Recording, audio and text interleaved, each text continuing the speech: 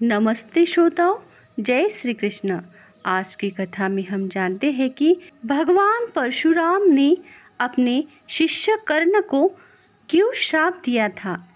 जाने इस वजह को। भगवान परशुराम को धनुर्विद्या महारत प्राप्त थी। उनके सबसे श्रेष्ठ शिष्यों में से एक कर्ण को अपने ही गुरु परशुराम से क्यों मिला था श्राप। कैसे परशुराम और एक ब्राह्मण द्वारा दिया गया श्राप महाभारत के युद्ध में कर्ण की मौत का कारण बना।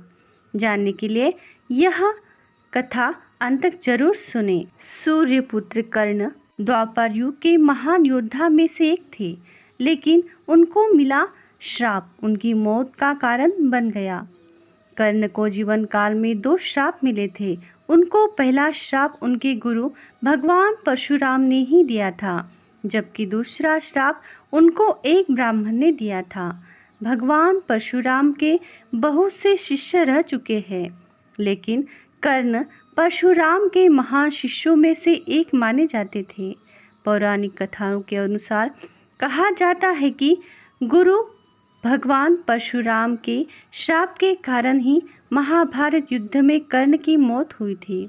आखिर इतने महान शिष्य को श्राप देने की क्या वजह थी, इसलिए यह कथा आपको सुनाने जा रहे हैं।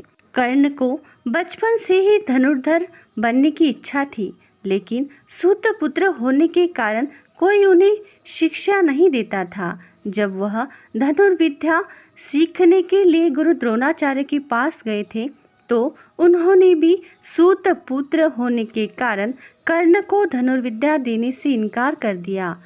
इसके बाद फिर निराश होकर वे भगवान परशुराम के पास जाते हैं, लेकिन भगवान परशुराम भी सिर्फ ब्राह्मणों को ही विद्या देते थे।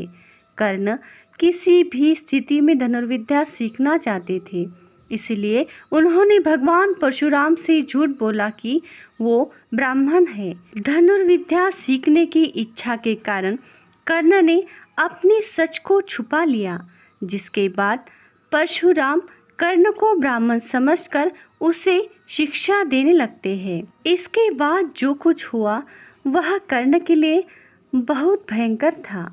जब कर्ण की शिक्षा समाप्त होने वाली होती है, तो एक दिन उनके गुरु भगवान परशुराम दोपहर के समय कर्ण की जांघ पर विश्राम कर रहे थे। उसी समय एक कीड़ा आता है जो कर्ण की जांघ पर काट लेता है। भगवान परशुराम की नींद खराब न हो, इसकी वजह से कर्ण कीड़ा को हटाने के बजाय डंक मारने देता है। थोड़े समय बाद जब परशुराम की आँख खुल जाती है, तो वे देखते हैं कि कर्ण की जांघ से खून बह रहा है। यह देखकर भगवान परशुराम समझ जाते हैं कि इतनी सहनशीलता सिर्फ एक क्षत्रिय में हो सकती है। जिसके बाद परशुराम कर्ण से कहते हैं कि तुमने मुझसे झूठ बोलकर ज्ञान हासिल किया है, इसलिए मैं तुम्हें श्राप देता हूँ कि जब भी तुम्हें मेरी दी हुई विद्या की सबसे ज़्यादा ज़रूरत होगी, उस समय वह नहीं काम आएगी। श्राप सुनकर कर्ण ने परशुराम से कहा कि वह स्वयं ही नहीं जानते हैं कि वह किस वंश या कुल के हैं, और अपनी सारी बातें परशुराम को बताते हैं। जिसके बाद भगवान परशुराम को अपने दिए हुए श्राप पर पछतावा होता है, लेकिन दिया हुआ श्राप वापस नहीं लिया जा सकता। इसलिए परशुराम विजय धनुषवान वरदान के रूप में कर्ण को देते हैं। जिसके बाद कर्ण भगवान परशुराम के आश्रम से विदा लेते रहे। इस घटना के कुछ वर्षों के बाद कर्ण के साथ एक और भयंकर घटना घटती है। एक दिन कर्ण जंगल में किसी अत्याचारी राक्षस का पीछा कर रहे थे और राक्षस को निशाना बनाते हुए उसे मारने की कोशिश करते हैं, लेकिन अचानक वह राक्षस गायब हो जाता है और धनुष से निकला बाण दलदल में फंसी एक गाय को लग जाता है। जिसके बाद उस गाय की मौत हो जाती है। उस गाय का स्वामी एक ब्राह्मण होता है, जो गाय की दुविधा देखकर कर्ण को वही एक श्राप दे देता है कि जिस प्रकार तुमने एक असहाय गाय को मारा है, ठीक उसी तरह ही एक दिन तुम्हारी भी मृत्यु हो जाएगी। इसीलिए कर्ण की मौत हुई थी। महाभारत की कथा के अनुसार आगे चलकर इन्हीं दोनों श्राप का प्रभाव महाभारत के युद्ध में नजर आया है।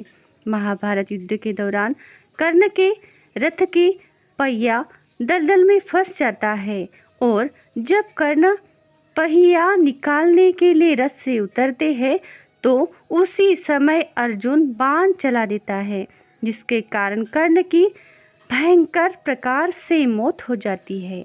तो श्रोताओं, ऐसे किसी की ली हुई बद्दुआ या किसी का श्राप ऐसे ऐन वक्त पर हमें काम ही नहीं करने देता और हम भयंकर दुविधा में फंस जाते हैं या हमारा अंतिम समय निकट आ जाता है। ऐसी अलग कहानी सुनने के लिए हमारे धन्वी वॉइस चैनल को लाइक करें, सब्सक्राइब करें, शेयर करें और बेल आइकन वाला बटन ज़रूर दबाएं। साथ ही साथ ऑल बटन पर ज़रूर क्लिक करें। और यह कथा आपको कैसे लगी तो यह बात कमेंट में ज़रूर शेयर करें। श्रोताओं, कथा अंत तक सुनने के लिए आपका बहुत बहुत धन्यवाद। बोलो जय श्री कृष्ण, जय सिया राम। मिलते हैं अगली कथा के साथ।